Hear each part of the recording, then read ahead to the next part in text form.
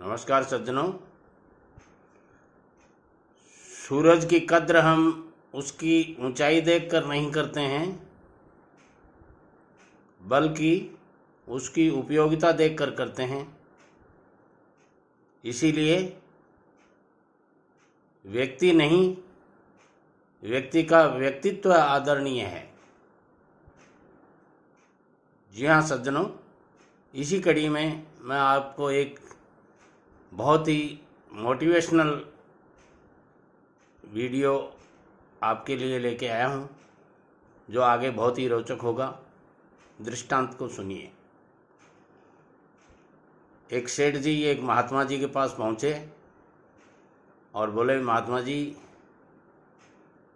मैं बड़ा परेशानी में हूँ, मेरी मदद कीजिए। महात्मा जी ने परेशानी का बारे में पूछा। उन्होंने कहा, जब मैं छोटा था तो मेरे पिताजी बड़े परेशान करते थे। पिताजी बार बार मुझे मेरे कार्यस्थल पर डांटते थे। मैं जब भी कुछ भी करता, पिताजी उसका विरोध करते थे। और अब मैं बूढ़ा होने चला तो यही कहानी मेरे बेटे के साथ हो गई। मेरा बेटा मेरे को परेशान करता है, मेरी किसी बात को नहीं मानता है। बोले कारण क्या है? कारण बोले इतना ही है कि मैं थोड़ा सा गुस्सीला हूँ, गुस्सा आ जाता है, बस इतनी बात है। बोले हाँ।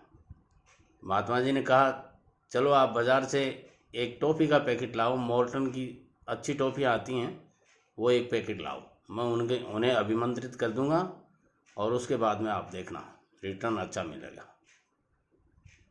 सेठ जी टॉफ़ियों का पैकेट लेके गए। महात्मा जी ने कहा, आप आंख बंद कीजिए, मैं टॉफ़ियों को मंत्र मारता हूँ और सब कुछ सही हो जाएगा। मंत्र मार के टॉफ़ियाँ महात्मा जी ने सेठ जी को दे दी कि जब भी आपका लड़का आपके साथ में कोई भी बदतमीजी करे या ऐसा लगे कि आपका लड़का आपके मन के अनुकूल नहीं बोल रहा, तो आप उसको जवाब नहीं देवें और उसकी जगह आप ये टॉफ़ी चूसना शुरू कर देवें। मुंह में टॉफ़ी रखें, इसको धीरे धीरे चूसते रहिए और जब तक टॉफ़ी पूरी हो जाएगी वो अपने आप शांत हो जाएगा। ये मैंने इन टॉफ़ियों में मंत्रों के द्वारा ऐसा गुण डाल दिया है। सेठ जी बड़े खुश हुए। कभी टॉफ़ियाँ बचपन में ही नहीं खाई थी सेठ जी, मेरी तरह कंजूस थे। सेठ जी रोज़ टॉफ़ी 2-4 टॉफ़ी जेब में डाल के ले जाते, दुकान में जाते, लड़के को कुछ भी काम बताते, लड़का गुस्सा होता क्योंकि उनका और उनका 3-6 का आंकड़ा था। जो ही लड़का गुस्सा होता, सेठ जी जेब में से टॉफ़ी निकालते, रैपर फाड़ा और मुंह में डाल ली। अब सेठ जी चुप। लड़का 1-2 मिनट चिल्लाता, बाद में बंद हो जाता और सारा काम दिन भर अच्छा चलता। सेठ जी बड़े खुश हुए। दुकान में बिक्री बढ़ने लगी क्योंकि सेठ जी कोई विरोध नहीं करते थे, आधुनिक विचारों के नहीं थे। बच्चा आधुनिक विचारों की बात करना चाहता था तो धीरे धीरे सारा काम सही होने लग गया। दुकान में अच्छी बिक्री बढ़ गई, बच्चा भी बहुत ज़्यादा खुश होने लग गया। शाम को आता, पिताजी के पैर दबाता, कहिए पिताजी क्या सेवा करूँ आपकी। सब कुछ ठीक हो गया। सेठ जी महात्मा जी के पास गए और बोले, महात्मा जी आपने तो मेरा कल्याण ही कर दिया। जो काम मैं आपके पास आज करने आया था वो मुझे 30 साल पहले करना चाहिए था। बोले क्यों, क्या हुआ? बोले मेरा सब कुछ सही चलने लग गया, मेरा बेटा मेरा कहना मानने लग गया, मेरे पैर दबाता है, मेरी सेवा करता है और दिन भर दुकान में मुझे कुछ करना ही नहीं पड़ता। और जब भी कुछ गड़बड़ होता तो मैं तो वो टॉफ़ी ले लेता हूँ और बस काम सही। तो महात्मा जी ने कहा, सेठ जी ऐसा है, उस टॉफ़ी को मैंने न तो कोई मंत्र मारा था और न ही कुछ किया था। जैसे आपने लाए थे मैंने उसको टच भी नहीं किया और कोई मंत्र नहीं मारा। जैसे आप लाए थे ना वैसी की वैसी थी, उन टॉफ़ियों में कोई गुण नहीं है। तो बोले ये कमाल कैसे हुआ? बोले वो आपके चुप रहने से।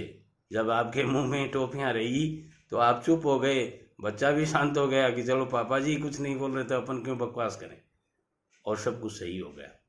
मित्रों, अति का भला ने बोलना, अति की भली ने चुप, अति का भला ने बरसना, अति की भली ने धूप। जाती है वो हमेशा परेशान करती है। बाद में महात्मा जी ने कहा, सेठ जी मुझे एक बात का एहसास हुआ है, वो बता दूं आपको सच सच? बोले बताइए महात्मा जी। बोले मुझे ऐसा लगता है कि न तो आप बेटा बन के सही रहे, जब आपके पिता थे तो आप बेटे के रूप में थे, उस समय भी आप सही नहीं रहे, और न आप बाप बन के अपना दायित्व निभा रहे हैं।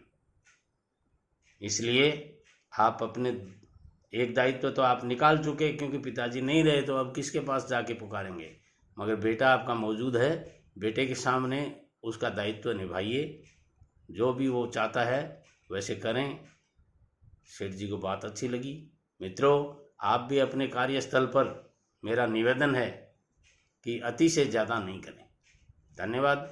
मैं कल फिर हाजिर होता हूँ आपके लिए एक बहुत ही प्रेरणास्पद वीडियो लेके।